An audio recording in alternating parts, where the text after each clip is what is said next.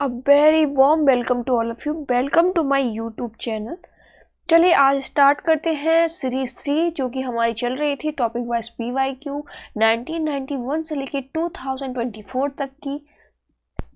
चलो 11 क्वेश्चन है हमारा। The ninth schedule was introduced in the constitution of India during the prime ministership of, मतलब किस prime ministership में, मतलब किस प्रधानमंत्री के शासनकाल में नाइन्थ शेड्यूल को इंट्रोड्यूस किया गया था। ठीक है, तो कुछ हिंट मैं आपको दे देती हूँ। तो जो नाइन्थ शेड्यूल है वो फर्स्ट कॉन्स्टिट्यूशन अमेंडमेंट एक्ट 1951 के थ्रू कॉन्स्टिट्यूशन में एक तरीके से अडॉप्ट किया गया था या इंक्लूड किया गया था। तो 1951 में ये आया था। तो उस टाइम पर आप गेस कर सकते हैं कि उस टाइम पर प्रधानमंत्री कौन थे। देखते हैं, पहला ऑप्शन ए है जवाहरलाल नेहरू, बी है लाल बहादुर शास्त्री, सी है इंदिरा गांधी एंड डी है मोरारजी देसाई।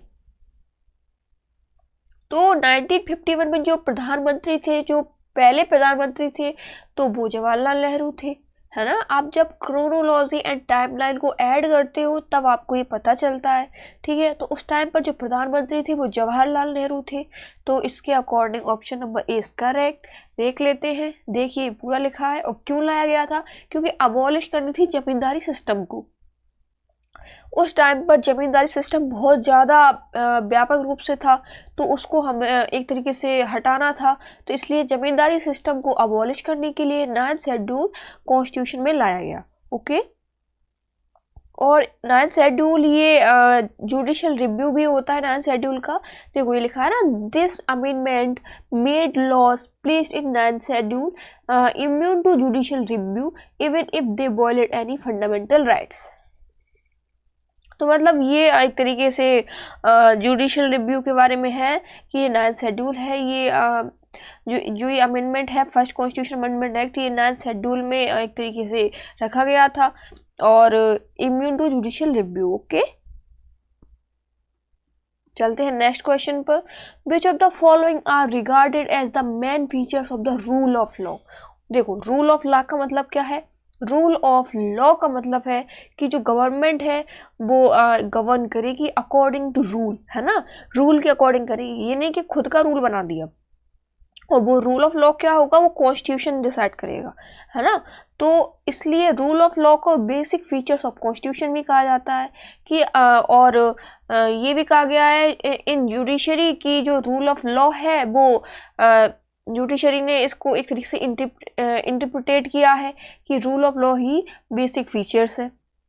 मतलब और भी बेसिक फीचर्स है, लेकिन ये भी रूल ऑफ लॉ भी बेसिक फीचर्स है ना। कॉन्स्टिट्यूशन का एक पार्ट है जो कि बेसिक फीचर्स है। ठीक है, अब इसमें आपको बताना है कि कौन सा स्टेटमेंट के अकॉर्डिंग बताना है कि कौन सा ऑप्शन इज करेक्ट। देखो पहले जो स्टेटमेंट है उसमें लिखा है लिमिटेशन ऑफ पावर्स, मतलब रूल ऑफ लॉ है वो एक तरीके से पावर्स को लिमिटेट करता है। सेकंड स्टेटमेंट है इक्वलिटी बिफोर लॉ, मतलब सभी लोग लॉ के सामने बराबर हैं। ठीक है, और ऑप्शन 3 है स्टेटमेंट 3 है people's responsibility to the government, मतलब लोगों की जो रिस्पॉन्सिबिलिटी है वो गवर्नमेंट के लिए। ठीक है, और स्टेटमेंट 4 है लिबर्टी एंड सिविल राइट्स, जो लिबर्टी है एंड सिविल राइट्स है क्या वह रूल ऑफ लॉ में आते हैं? देखते हैं। देखो, जो people's responsibility to the government है तो वो रूल ऑफ लॉ में नहीं आता है कि हम कहें वो रूल ऑफ लॉ में आता है, बिल्कुल नहीं। ठीक है, तो इस हिसाब से हमने ऑप्शन नंबर 3 को एलिमिनेट करा। तो देखते हैं जहाँ जहाँ 3 है वो ऑप्शन इज रॉन्ग। तो देखो ई गलत हुआ, डी गलत हुआ। तो अब बी और सी में हमें डिफरेंस करना है। देखो, तो रूल ऑफ लॉ क्या मैंने आपको बताया कि मतलब ऐसा रूल जिससे गवर्नमेंट चलती है ना। तो वो एक तरीके से गवर्नमेंट को भी लिमिट में कर रही है। तो पहला ऑप्शन सही है। और इक्वलिटी बिफोर लॉ, मतलब सभी लोग रूल ऑफ लॉ के अकॉर्डिंग सभी लोग लॉ के सामने बराबर, है ना। तो दो ऑप्शन नंबर 2 इज करेक्ट। तो इसके हिसाब से 1 और 2 सही है, तो सी ऑप्शन इज राइट। देख लेते हैं, देखिए ये लिखा है पूरा option number C is correct. ये मैंने आपको पूरा डिफाइन कर दिया है। ठीक है, चलते हैं नेक्स्ट पर।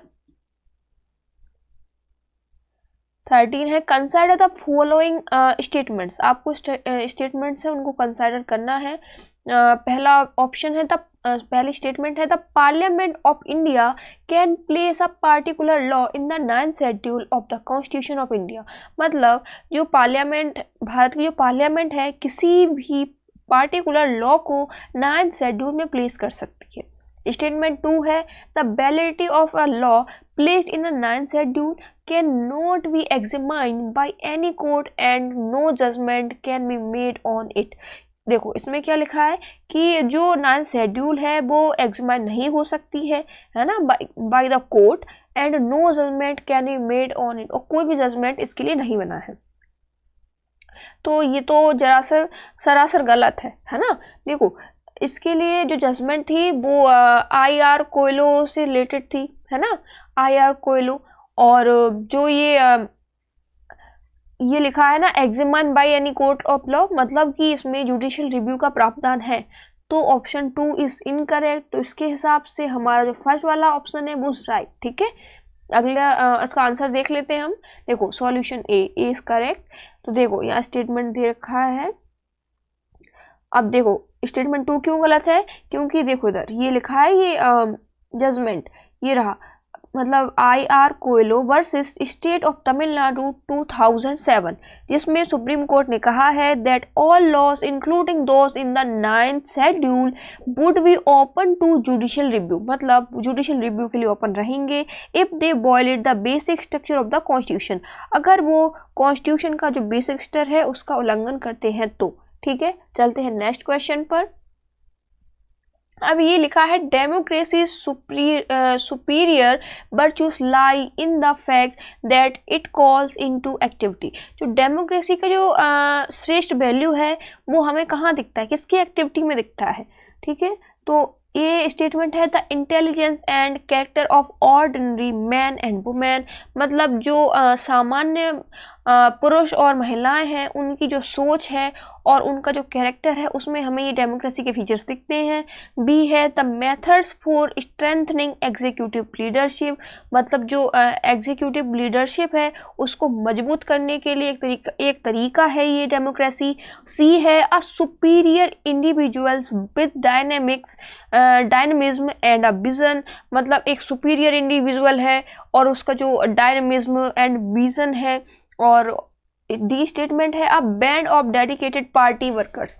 क्या डेमोक्रेसी का मतलब ये होता है कि एक band of dedicated party workers है? बिल्कुल गलत। तो इसके हिसाब से जो हमें डेमोक्रेसी की जो एक्टिविटी है वो दिखती है ऑप्शन नंबर ए में, क्योंकि जो पुरुष और महिलाएं हैं जब वो अपनी सोच से हम एक तरीके से दिखाते हैं कि डेमोक्रेसी क्या है ना। तो ऑप्शन ए इज राइट। ये देखो ये रही पूरी डेफिनेशन। तो डेमोक्रेसी का मतलब क्या है, ये ग्रीक वर्ड है डेमोस, जो इसका मतलब है people, and kratos meaning power. So democracy मतलब लोगों का शासन। ठीक है, अब can we thought of as powers of the people, मतलब लोगों की एक तरीके से पावर है डेमोक्रेसी, है ना। और a way of governing which depends on the will of the people, मतलब लोगों की इच्छा पर ये डेमोक्रेसी गवर्न करेगी। ठीक है, अब ये लिखा है since democracy requires voters decision making hence intelligence and characters of common people are called in. मतलब डेमोक्रेसी रिक्वायर होती है वोटर्स के डिसीजन मेकिंग सेंस पर। ठीक है, कि वोटर्स किसको चुन रहे हैं, इसलिए intelligence and character of common people are called in. इसलिए जो इंटेलिजेंस और कैरेक्टर है वो कॉमन पीपल में है, क्योंकि वही तो लोगों को वही तो एक तरीके से अपने जो नेता वगैरह है उनको चूज कर रहे हैं, है ना। तो इसलिए option number A is correct. ठीक है, चलते हैं नेक्स्ट क्वेश्चन पर। The mind of the makers of the constitution of India is reflect in which of the following. मतलब जो ये कॉन्स्टिट्यूशन बनाने के लिए जो कॉन्स्टिट्यूशन मेकर्स हैं उनका जो माइंड है वो क्या रिफ्लेक्ट करता है, वो कॉन्स्टिट्यूशन बनाने से उनका देखो the mind of the makers of the constitution of India is reflected in which of the following. मतलब जो कॉन्स्टिट्यूशन निर्माता हैं, जो संविधान निर्माता हैं, तो उनकी जो सोच है वो किस स्टेटमेंट में शो होती है। ठीक है, क्या ऑप्शन नंबर ए है द प्रियम्बल, क्या प्रियम्बल में शो होती है। ऑप्शन नंबर बी है द फंडामेंटल राइट्स, क्या फंडामेंटल राइट्स में शो होती है। ऑप्शन नंबर सी है the directive principles of state policy, मतलब डीपीएस में शो हो रही है। एंड डी है द फंडामेंटल राइट्स।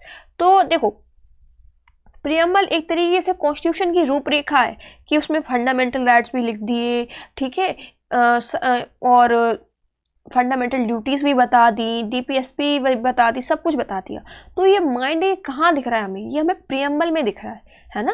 तो ये कहाँ दिख रहा है हमें, प्रियम्बल में दिख रहा है, ना कि हमें फंडामेंटल राइट्स में दिख रहा है, ना कि हमें डीपीएसपी में, ना ही हमें फंडामेंटल ड्यूटीज़ में। तो इसके हिसाब से option number A is correct. ये पूरी डेफिनेशन है, देखिए आप। प्रियम्बल को basic philosophy and fundamental value भी कहा गया है, ठीक है। तो ये पूरा ये डिटेल्स लिखा है, आप पढ़ सकते हैं। The preamble to our constitution express which be had thought और ड्रीम सो लॉन्ग। ओके, ये रही आज का सेशन हमारा। Thank you so much. अगला सेशन हम लेकर आएंगे कल। आई होप आपको ये मेरे जो सेशंस हैं आपको बहुत पसंद आएंगे। Please like and share.